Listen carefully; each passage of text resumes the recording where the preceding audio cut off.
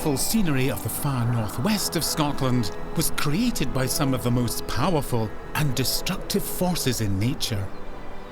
The hills and lochs of this wilderness are part of an ancient landscape that's said to have been formed millions of years ago by a truly cosmic impact. Lochs are Scotland's gift to the world and are the product of an element that we have in spectacular abundance: water. It's been estimated that there are more than 31,000 lochs in Scotland.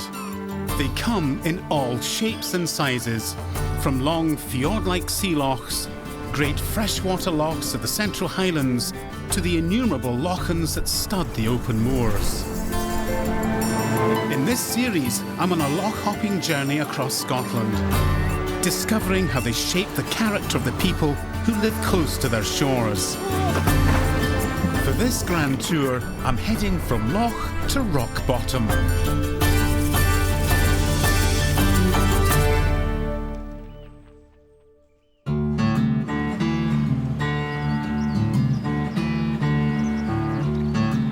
My journey starts in Sutherland and travels along the length of Loch Shin to Loch Laxford.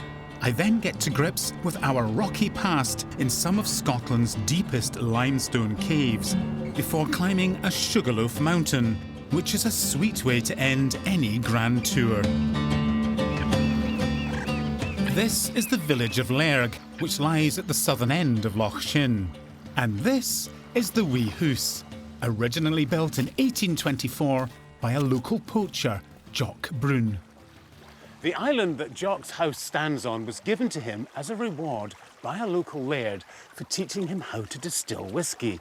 Having become a member of the landed gentry, even if only in a small way, Jock felt that he needed a house to consolidate his new social status.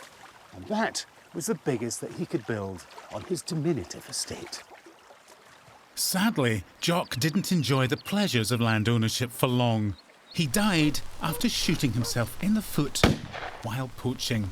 He wasn't the best shot, it seems, but his wee hoose remains his legacy. What makes Jock's wee hoose seem even smaller is the country round about. This is a place of big skies and far horizons where the human scale is diminished. And to make you feel even smaller, the size of an ancient cosmological event that happened here shrinks you to the point of non-existence. Eons ago, geologists reckon at least 1.2 billion years ago, a huge asteroid hurtled from deep space and collided with the Earth with unimaginable force. Now, incredibly, the impact was right here, just a few kilometres from Lairg. It must have made one hell of a bang. Evidence of a huge impact crater with a diameter of 40 kilometres has been discovered from anomalies in gravity surveys. The crater is the only one of its kind known in Britain. The asteroid collided so long ago that during the 1.8 billion years that have passed, the crater was obliterated by later geological convulsions, which include a clash of long-vanished continents. The hills around here have played a hugely important role in developing our understanding of the forces that created the landscape, and in particular, how mountains were built. But it took some very clever scientific detective work to figure out how. This is Loch Laxford, which has given its name to a geological feature which scientists believe is evidence for a continental collision. In 1883, two Victorian geologists, Ben Peach and John Horne, ventured north in an attempt to settle a fierce debate about how this landscape was formed. That's the Black Rock in front of us. Catherine Goodenough is a rock doctor with the British Geological Survey. She's taking me on a hike, following in the footsteps of Peach and Horne. They achieved world renown by unravelling the secrets of how these mountains were created. These are some of the oldest rocks in the UK, something like almost 3 billion years old. And so what you can see here is that we've got these black rocks, And then cutting through them, you've got these pink stripes. And these are granites, and they were actually formed by partial melting of the black rock. What's the relationship between this and the process known as mountain building? Well, we know that this black rock, the structures we can see in it, were formed during continental collision. And when two continents collide, and they're like bulldozers, they force up mountain ranges, just as you see in the Himalaya. And when that happens, you have a mountain range on the surface, and deep down in the roots of the mountain, you can get melting. And so you can see these sheets of new rock that are formed when that melt is crystallised. And they kind of squeezed through the older rock, did they? And to they've form been those squeezed through layers? the older rock, exactly. The area around Loch Laxford is known today as the Laxford Shear Zone, where rocks were squeezed like toothpaste deep beneath the earth. This is part of the wreckage of a continental collision. It is exactly that. And the shear zone that you're talking about, the collision zone as I'd understand it, extends how far? So this collision zone extends out to the coast there, but then we can trace similar structures out into Greenland. Because of course, once upon a time, Greenland and Scotland were connected as part of the same continent. Peach and Horn's pioneering work put geologists on a road to discovery. It would eventually lead to plate tectonic theory, an understanding of how entire continents move and collide over unimaginable periods of time.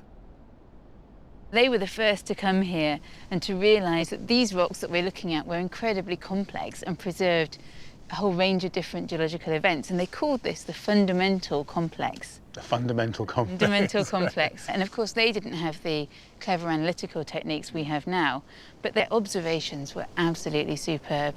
And we still make use of those observations today. The geology of this part of Sutherland has created a landscape of rugged mountains and beautiful lochs. Passing Loch Moor and Loch Stack, I return to Loch Shin. At 25 kilometres long, this is the biggest body of fresh water in Sutherland, famous for its salmon and trout. I have a very early memory of seeing my first ever salmon on this loch. It was just after dawn on the morning of my 5th birthday, and I was down here and the water was like glass when suddenly a huge salmon leapt up and then disappeared. I was absolutely amazed. I'd never seen anything like it, and the memory has stayed with me ever since. Returning to the scene of this vision 50 years later, I enlist the help of top gillie George Leligdovich, who's promised to help me catch a fish. Not a salmon this time, but a trout, for which Loch Shin is rightly famous. So George, do you think this is a good day for fishing? It certainly is. We've got a good wave on the water, and the other good thing is we haven't got any midges. That's a very important consideration. It certainly is. Fish have always managed to elude me, but I'm hoping for success with George. I'm going to be relying on his knowledge, guile, and these. So amazing collection of flies you've got here, George. Over 1,000. Really? Yes. Just to give you an example, Daddy longlegs, Daddy right. longlegs. There's a vast array of garish designs with weird names, like Hairy Mary, or Gold Bead Hare's Ear, or my personal favourite, the Woolly Bugger. These don't look like any insects I've seen Correct. flying around here. Correct. So. Some flies, I would say, are tied to catch the angler as well, as well as the fish, yes. The true origins of the art of fly tying are lost in the mists of time. But it's said that the Chinese used kingfisher feathers to lure fish 3,000 years ago. And according to legend, a medieval nun called Juliana once used a fly to land her catch. The art of fly tying using distinct patterns was perfected in the 18th century when fishing became a leisure pursuit. During the Age of Empire, bright feathers of tropical birds were used to lure salmon from the peaty waters of Loch Shin. But today, as we're fishing for trout, we're using a fly that imitates a more native species. That's called a phantom midge fly there. Right. And do they work? They work very well, actually. Ironically, it's Loch Shin's real midges that get the upper hand by biting me before I even get the chance to cast my midge fly. George has chosen a special spot on the far shore where he says I'm almost guaranteed to hook a trout. My best tally with one guest in a day was 55 trout. Good grief. Yeah. we were literally getting a fish every third or fourth cast. Having presented me with a challenge I can't hope to match, George gets back to basics with some casting tips. Can I just show you quickly? Watch. You go flick, flick. See that? Flick, flick. The more effort you put in, the worse it is. Yeah. So you very, very, very little effort. Okay? Okay. Very little effort. So for all these years, I've just been trying too hard. Maybe we've had a big, big, juicy worm on the end. But it seems my midgie fly isn't delivering. After an hour of fruitless casting, I reckon the only thing I'm likely to catch in this weather is a cold. Leaving the ever-hopeful George and Loch Shin's reluctant trout, I head northwest and back to the coast to a pinch point between two lochs. This is Kyleskew at the junction of Loch Kenborn and Loch Glendu. For centuries, travellers heading north or south had no choice but to cross the Kyle by boat, the famous Kyleskew ferry. And if they missed the last ferry at night, they faced a 100-mile detour. The village of Kyleskew existed because of the ferry, but it's changed days now. The last ferry stopped running in 1984, replaced by this impressive and elegant bridge. Beneath its shadow are the remains of one of the old ferries.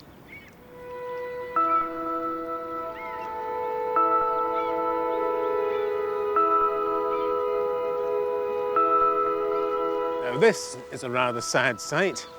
After its last run, the ferry was hauled ashore and abandoned to the elements. It looks like the elements are winning. And up here is the old swing bridge where cars would have been trundled aboard and then carried across the Kyle. That's the old ramp. It would have been put ashore to allow cars to drive on board. And there's even the ghost of the name. The Maid of Kyleskew, I think. Yeah, nature's taking over. Even got sea pinks growing from the old deck. Leaving the old wreck, I head over the Kyleskew Bridge, battling against wind and rain in weather that's taken a decided turn for the worse. I'm heading for a memorial overlooking Loch Kenborn, a stone monument that commemorates the men who trained here during World War II for a daring and deadly raid on the German battlecruiser Tirpitz, which was hiding in a Norwegian fjord. The idea was to deploy a new and untested secret weapon, the X-Craft. These were mini-submarines crewed by up to 4 men, the original X-Men of their day, and their mission was to infiltrate heavily defended enemy harbours and to wreak havoc. 6 X-Craft took part in the raid. None survived, but their mission was a success. The Tirpitz was seriously damaged and disabled, only to be finished off by the RAF before she could sail again. The bravery of the men who undertook this near-suicidal mission was exceptional. The surviving crew members were awarded the Victoria Cross, and this humble memorial commemorates their connection with this little part of Scotland.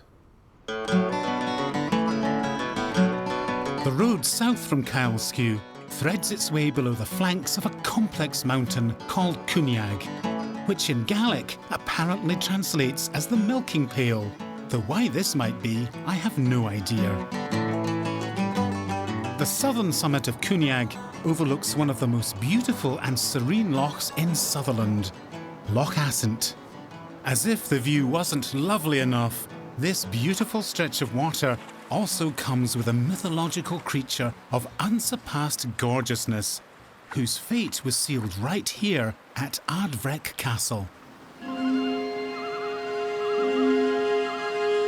According to local legend, as they say, this castle was built by Clan MacLeod with the help of the devil. Naturally, there's always a price to pay for enlisting the services of Beelzebub. In this case, it was Eva, the MacLeod chief's beautiful daughter. The evil one wanted her to be his bride. Now, unsurprisingly, Eva was unhappy with this arrangement, and in despair, she threw herself from the tallest tower of Ardvret Castle. But strangely, her body was never discovered. Instead, it said that she plunged into the deep waters of Loch Assynt and swam down to a cave where she transformed herself, becoming the beautiful and elusive Mermaid of Assynt. When the Loch's waters rise above normal levels, legend says it's because of Eva's tears of grief. The tragic story of Eva and the devil also offers a mythological explanation for the contorted landscape of Assynt. The devil was in a hellish rage because Eva had evaded his clutches, but he got his revenge by hurling hot rocks across the landscape, which isn't that far from the truth when you think about the asteroid which impacted Scotland 1.2 billion years ago. And as for the caves that Eva chose to hide in, well, there are lots of them, including one that's partially filled with a secret loch deep inside a mountain, which is where I'm heading next. Alan, a speleologist if I ever saw one. Yes, indeed, fully kitted. Alan Jeffries and his team of cavers have spent many years exploring Assynt's vast underground system of passages and tunnels, which stretch several kilometres beneath the mountains. Alan wants to take me literally to rock bottom to explore a fascinating underground world and a type of loch I've never seen before. First bit's a bit low, but he can stand up after that. A bit low, it's very low. Hence the overalls. Just think of something you've lost under the bed. Right. Never to be seen again. The cave system takes us into the heart of Knocknanuv, the hill of the caves, where a fast-flowing torrent roars through the darkness. After 2 hours of wriggling and squirming, climbing and wading through water, we've only managed to travel about 500 metres. But it's far enough to reach an extraordinary sight. Oh, this is amazing. It's almost surreal being down here. Take a seat. Wow. A ringside seat and a spectacular location. It's cathedral-like. It is a natural cathedral, you're quite right. And it's all worn out by the erosive power of water. The erosive and acidic power of water. Water picks up acid from the soil and the peat on the surface, and over thousands, sometimes millions of years, it dissolves the limestone. It's an amazing sight. We've got a lake in front of us, a black lake. And how deep is that lake? It's about 8 metres deep, Right. and it's been dived horizontally for about 145 metres. There's been no exit yet. It pinched down to nothing, so... Do you know, I can't think of anything worse than plunging 8 metres into that black water and then making my way through an unknown passage to goodness knows what end in a cave under the ground. Yes, we're all lunatics. I mean, it's a common joke, climbers, that little worn-out phrase, why do you climb mountains? Because they're there. But for us, it's because it might be there. Might be. You just don't know. Human beings are curious. Yeah. What is round the next corner? It could be this. It Yes, could be this. indeed. Some of the best caves in Britain have been long, arduous, tight crawls, and then suddenly, boom, you intersect something huge. And that's what we're all about, finding new caves. The first person in here is the first person in the history of the Earth to set foot and set his eyes on this. And it's a bit cheaper than going to the moon to do the same thing. But then the primitive times, people were afraid to come into caves because they thought there were bogles or There were. ghosts They were. in them. And you can see why, because Yeah. you know the human imagination is such. Yeah. No, in fact, I think being a slightly superstitious person myself, I need to make a little offering to whatever is down here, particularly in the dark depths. Why not? Yeah. You never know, it might be a mermaid. Well, that would be a bonus. Do you think she'd appreciate that? Not if she's sitting directly underneath. No, it's a pretty poor offering, that. I think maybe it gives us a good chance of getting out anyway. Having made my offering to Eva, the mermaid of Ascent, it's time to return to the surface, following the river that emerges from the cave and flows eventually into the sea, and to a village that takes its name from the loch where it's situated. This is Lochinver, on the loch called Lochinver. The village is the largest in this part of Sutherland and is an important fishing port. Fish landed here makes its way to southern Europe. But I'm not here for the seafood. Much as I love fish, I'm also very partial to pies, and Lochinver has become famous for them. A huge array of pies you've got here. Yes, we've got 15 savoury and 6 sweet. Chestnut mushroom, vegetable curry, pork, apple and cider. Have you got a favourite of your own? My favourite is the pork apple cider. I think I might take one of those. One of them, yes, sir. How many pies would you sell on a good day, do you reckon? In the height of summer, it'll be between 400 and 500. That is a lot of pies. It is a lot of pies. And are they made on the premises? Yep, they're made fresh every day. Good grief. Secret recipe, though. All right, OK. Mum's the word. There we go. Thank you. And there we are, sir. Thank you Thanks very much. See Enjoy you your again. pie. Cheers now.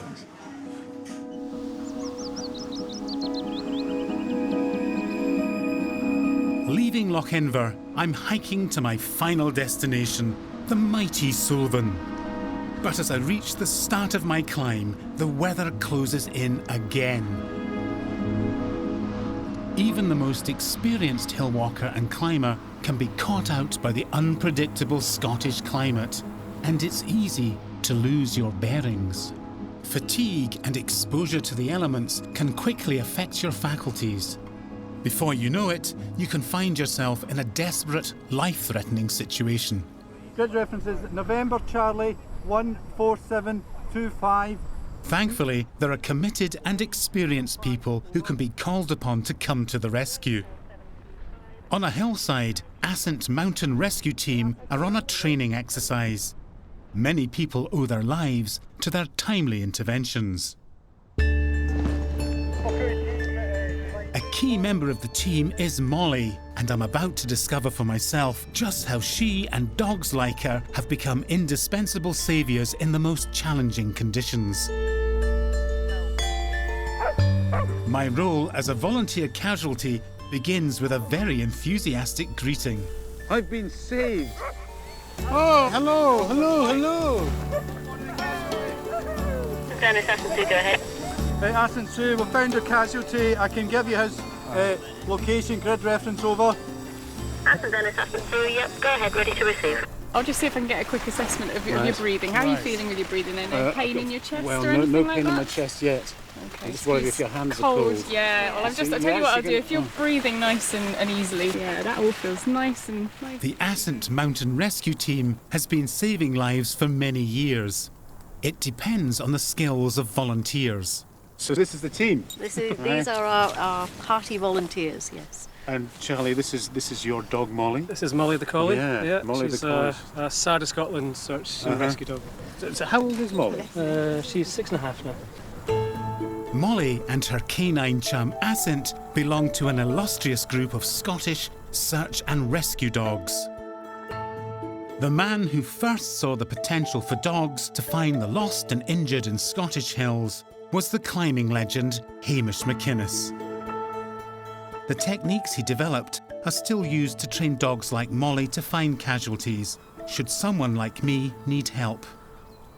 So the dog will come in, she'll back at you, and then she'll come back to me and take me back into you. Just like Lassie? Just like Lassie. Lassie Well, they're so intelligent as well. Yeah, So, and usually the handler gets in the way. It's the dog that actually is doing the work. it knows it needs to go and seek something. Yeah, absolutely. And it's driven by play, really. For her, the whole reward is playing with you. So, and this is all just a game. She loves this. This is what she absolutely loves to do. Having been restored to full mountain vigour by the playful Molly, I wait for the clouds to lift before continuing on my way, heading for the summit of Suilven. Suilven isn't a high mountain by Scottish standards, being just 731 metres above sea level, but it's certainly dramatic. Viewed end on, it has the classic sugarloaf outline. The lung-bustingly steep path I'm taking leads to a breach in Suilven's defences.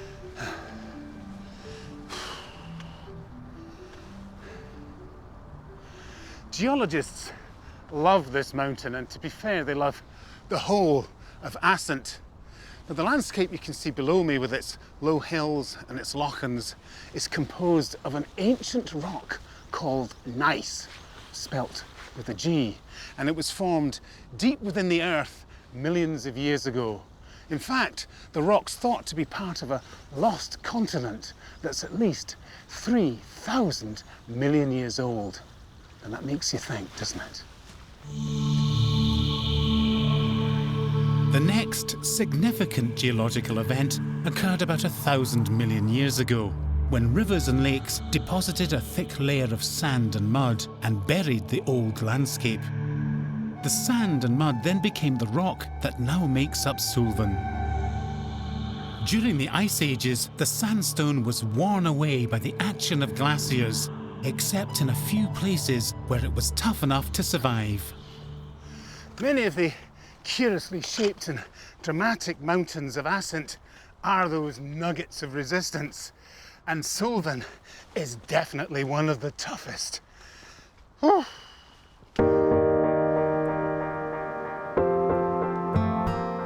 It's amazing to think of the eons of time that it's taken to form this extraordinary landscape, and how insignificant and puny we are in this immensity. And yet we all try to leave our mark on the world, like here. Now this is a bizarre sight. It's almost surreal. I don't know who was responsible, but someone has built a great wall, a giant dry stone dike on the final summit slopes of Suilven. Now apparently it was built to mark a boundary of ownership. Now that's a futile gesture, surely. But it makes me think, in an age when wall building has become popular again, I wonder who picked up the bill for this one. For the first time in days, Suilven's beautiful ridge is clear of cloud. The summit dome is an unexpectedly smooth, grassy area, just the spot for a picnic. A place to contemplate the view, which takes in the hills and lochs of Assynt in a grand sweep that reminds you of the enormity of geological time. With the world at my feet, I can't think of a better place to end my grand tour from Lairg to Lochinver and to enjoy a pie.